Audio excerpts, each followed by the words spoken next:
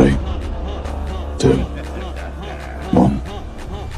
Bang. What's up, everybody? It's Sanosi. It's been a week since you've really seen me. I figured we'd kind of go through a fun little scenario since it's going through a polls and kind of see what people wanted me to discuss next. I figured we'd kind of tackle like an Elseworld, what if scenario, alternate universe, whatever you want to call it. The idea is basically what would happen if the UFC went through the rules of ONE-FC. Now, just to keep in mind a couple of things.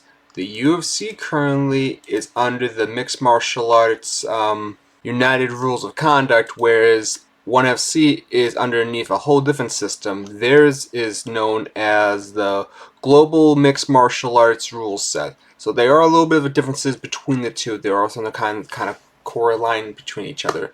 And with this video, we're going to kind of go over some of the changes that would make a difference, I think, in the sport, and maybe a hybrid, or maybe just, like I said, the fun of it, really. So we're not going to take it as too serious, but we'll analyze things from here. Without further ado, we're going to go right to it. So hydration or weight cutting, a very important aspect of the sport that's kind of been used from wrestlers from the old times when they had to do all these types of weight classes, and that kind of got infused into our system of combat sports. So as you guys know, we have a bunch of weight bullies in the UFC. We have Chimaev, Paulo Costa, Alex Pereira, who I actually do like, Jalen Turner, Khabib, Islam Makhachev, Kamaru Usman. These are all people I've cited that, if you based on the rules, they would not be allowed in. Now, what I mean by this is you're going to see when I show you in a moment what I'm referring to when we kind of go through the whole idea of weight classes and hydration. So without further ado, I'm going to show it right here. So let me scale myself back here, because you're not going to see me if you don't see it correctly. Yes, editing job, perfect. Alright, so we're going to kind of go through here very quick. I'm going to read off the thing for you guys. You guys can pause and read what you can, if you can. Don't mind me. So the hydration rule. So this program was made through a combination of doctors and a couple of former fighters like Matt Hume and Rich Franklin. So it's supposed to be a revolutionary thing that an athlete's walking weight basically is tracked around a certain way, and hydration tests, gravity tests, and multiple weigh-ins are used throughout the weeks hitting towards the fight. So I'm going to kind of break down how the system works a little bit. I'm not going to get too complicated about it. You can read it on the ONE-FC website itself if you want to know more details. So basically, an athlete's daily training weight is referred to as the walking weight. They will assign their weight based on their walking weight, and the bouts will be offered to a weight strictly based on their walking weight. Now, athletes at the start of the week, they will check their weights when they get into the hotels, and they must be within a restriction of the contracted weight class or catch weight limit. And the fun thing is, during the week, they will do a combined weight and hydration test through there. They go through urine test, gravity test as well. It's called a urine specific gravity test. I would have to look that up. I don't know exactly how much that means, but from what I've seen, the limit, it says 1.025 or below. If they pass it, they can weigh in. If they don't pass it, well, they get penalized for it. Now, if they fail the hydration test on the event day itself, they are not permitted to fight. And if they should pass the test but weigh in above the restriction, it becomes a catch weight fight. Now, they say if an athlete's within 5% of his or her opponent's official weight and the opponent agrees to competing it becomes a catch weight for that, and the percentage of the purse. Now, keep in mind, you can't receive that 5% over the weight class or catch weight limit, and they do have 3 levels of offenses to it. The first offense, they are issue a warning, kind of light if you ask me, but you know, people do screw up. Second one, you lose 25% of your purse to your opponent. The third offense, and this one's the major one, 50% of your purse is sacrificed. Not only is that, afterwards you are forced to go up a weight class because you broke the rules. You are barred from fighting in the organization based on that weight class. So that means that anyone who's ever who lost a lot of weight trying to fight for classes like Cyborg, or people who ended up losing because of that. Like, picture people like William Knight, who had a staggering amount, I think like 10, 15 pounds. And then you got people like Paulo Costa, who's not done well for the weight. Just a lot of these people would be in major trouble in the sport if they went through it. Now, I do want to signal the people who actually have been pretty good and have kept their weight for the most part People like Kobe Covington, you can hate him all you want. He'd be an appropriate person in welterweight. He'd be the guy you would see that actually would stay around. Someone like Frankie Edgar, another person. He has fought under if around his weight throughout the whole time he's been in the sport. He's another person that would be around the walking weight limit. Now, if we look through the UFC roster, this is where things get very fascinating. Because if you look through this list of people who have as champions and based on similar sizes, some of these people would probably not belong. So if you want to picture it otherwise, some people like Davison Figueiredo who bounced to bantamweight where he probably belongs well weight class wise. Some of these setups you see with some of these people you see ranking wise, the full format would change up because of the idea of this.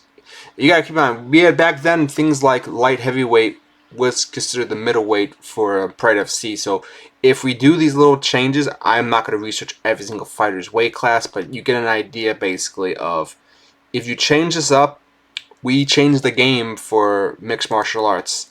And I think we have less people with health issues later on in life, and honestly, people who are fighting more honestly at their proper weight class. So that would be the first change I would say I would love to see if we went through this in the future, and just the what-if scenario as it all is unfolding.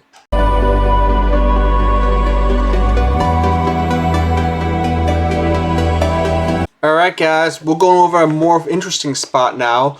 We're going over the judging criteria, or decisions, something that we all dread when things don't become a finish. So we've seen controversial decisions, we've seen parts that have seen like 10-8s really be 10-9s. We've seen how fouls can affect fights. We've seen draws and all these other things that have made the sport very confusing.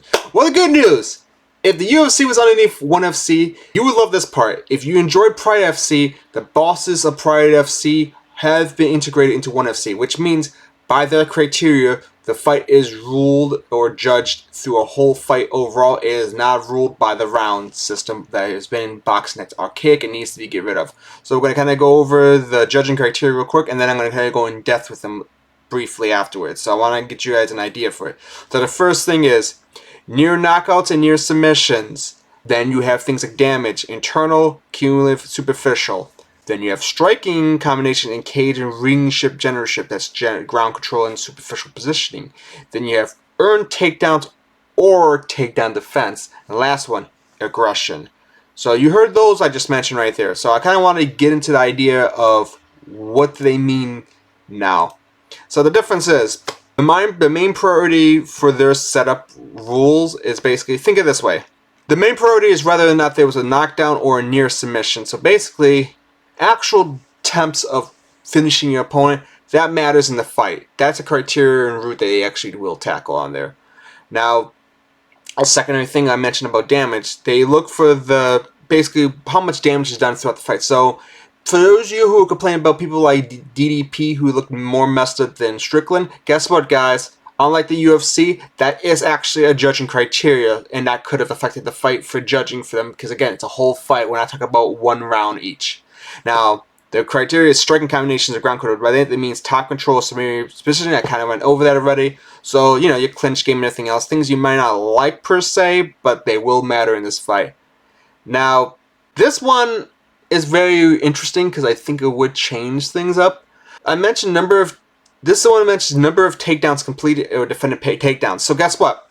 If you're someone like Chris Curtis, who's pretty good at the takedown defense, you spam takedowns and you're taking the defense to them, that's going to count in your favor for the fight. Otherwise, if you're someone who's like, I don't know, Marab, who spams 50 takedowns on you but can only get off half of them, your opponent might have a little bit more of a skew scoring. He might still win based on everything else, but that will change things up. Now, the aggression. You guys kind of know the aggression works usually. That means stepping forward, dictating the fight, the one who's putting up more of an offense, those little factors. That's usually the fifth one that kind of gets through. But in enormous opponents, we're talking finishing rate or attempted finish is the biggest factor, though. Then it's damage. Then it's combinations like significant strikes and stuff and positioning. Then you run into takedowns, and then you run into aggression. So 5 different prong points, 5 different things. Then also criteria of a whole fight, not a little. So some of those epic fights you've seen before where if ended in ways you thought it was leaning towards a certain fight in the end. So say like Volkanovski versus Islam Makhachev, the very first fight. Based on the criteria of what was set up here, Volkanovski could have potentially won based on this. Just on the idea that near the end he ended up strong. He was defending against some of these takedowns. He messed up Makhachev's face a little bit more than the other way around. So by that alone, you can see how much that's already changed. And that's not to mention, if we go by the first part of the video, Makhachev wouldn't have even been fighting Volk because he would have not been able to do the walking weight in the first place. So I guess that doesn't really matter here. Anyway, we're going to get to the third part. I know this is the part you all have been looking forward to, the one that we've all been waiting to discuss.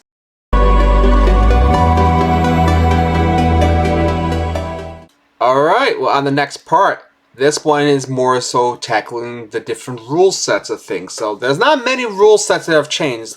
They are almost the same in the typical things. You can't headbutt, eye gouge, grind, strikes, all that other stuff. Soccer kicks were very interesting. When they first started out, soccer kicks were illegal in 2012. In 2016, even though they've proven all the science behind that, it's just as dangerous as a head kick. Because of the bad publicity behind the pivotal force of a soccer kick, they took them out in 2016. So we're kind of good. I want to kind of skirt that one right there because I know people got to mention that one. So the main thing that I know everyone wants to talk about is you could throw knees to a grounded opponent, and they allow the kick to the head where both fighters are grounded.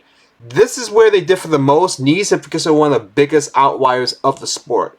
If you've seen the stalling tactics of people like Aljo, and forget the Russian's name, you know who I'm referring to, who just fought in UFC 297. You can't pull these same tactics out.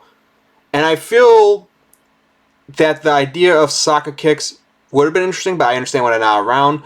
The kneeing, however, does change things up. We've seen Mighty Mouse lose because of this new ruling where it wouldn't have affected him in the UFC. People who are heavily grapple-based, having something like knees does give you a little bit more weapons to use. Don't get me wrong, if you're a good grappler, that also means if you get them in a perfect lock, you can drag them down and start beating them in with some knees too. So it benefits the grapplers just as much. I personally love the soccer kicks. I felt like it was meant that you had an even playing field. Strikers had a chance, grapplers had a chance.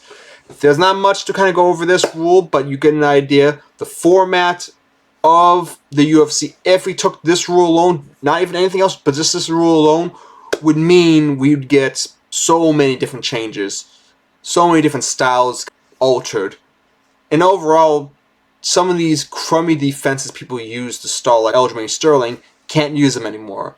But that's just that part. There is one more part I want to mention if we went through the Pride FC, aka the 1FC, I should say, because, you know, pride never dies. This would be one other factor to add.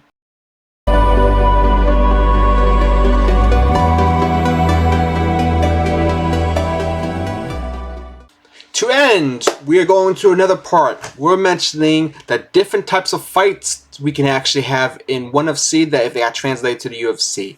We're talking about the rules where they allow you to not just do MMA rules. We also have rules including some ones I think you guys would find fun. We have grappling competitions, we have kickboxing, and we have Muay Thai. Now, I know what you're all thinking.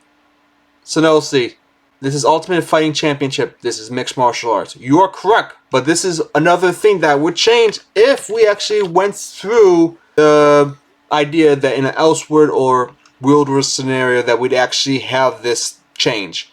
Altogether, they also have different bout rules, different ways they do the criteria for judging, but it all be within the cage. So it's very interesting right here.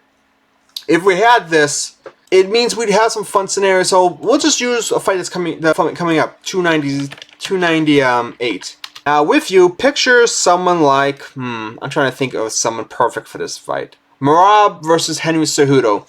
If for some silly reason we could actually have those two do a grappling fight if this was an MMA fight, I wouldn't personally suggest it, but again, that's an idea behind it. You would see it. It could be done.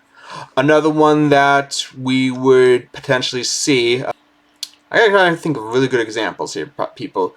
Maybe not on this card, but even then, I could just use another one. Picture Robert Whittaker versus Paulo Costa. It has to be a pure striking fight, kickboxing or Muay Thai. These little gimmick ones, especially some people we may not who have a pedigree in certain sports, we can bring them in. And here's the thing that you guys got to realize: some people who are specialists in other organizations could come into the UFC umbrella and actually show it. Like Gordon Ryan, for example, great BJJ fighter. Picture suddenly we have him go against John Jones in a UFC card in a pure grappling bout just because we can. Fun little ideas like that can be incorporated into the sport. I mean, listen, we have things like the BMF title, for God's sake. If we can do that, I'm sure the idea of blending some of the other sports wouldn't kill us. Hell, we can have some occasional boxing fight because, you know, some people might like the idea of MMA gloves and you have boxing rules because someone like Francis would have been fun against a, I don't know, Derek Lewis Part 2 or something like that. But it's an idea that if we actually had those things changed up, I think it could be very exciting. But overall, that's kind of what I wanted to bring up, the idea of what little things we would change if we had things work a certain way. It's not a perfect world out there. The UFC is still king for the most part, but this was just kind of a little segue to kind of see what would happen if ONE FC kind of integrated the rules differently, and more importantly, those rules get integrated into the UFC. But with that, a lot of speculations, a lot of comments you guys can mention if you think it's stupid, not stupid. What kind of things would you want to see hybrid from the two, perhaps? Well, that is it from me. I hope you guys have a nice week, and we're going to enjoy the fights on Saturday. Peace!